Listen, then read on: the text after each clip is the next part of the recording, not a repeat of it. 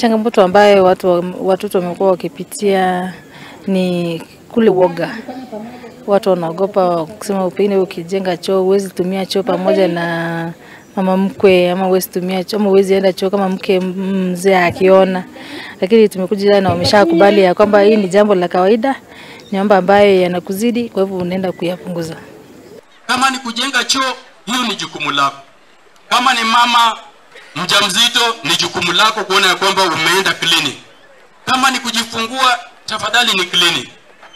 Sisi huwa tunasema ya kwamba tukitembea katika mambo ya usafi, tunafanya mambo yote ya afya. Hatuendi tu saa hizo ati ni mambo ya choo peke yake. Tunataka kuangalia mambo yote ya usafi katika boma. Hapa Kanyeru's location saa hii, sisi tumefurahi kwa sababu hatutakuwa na magonjwa kama ile ya kuhara damu ama kutapika.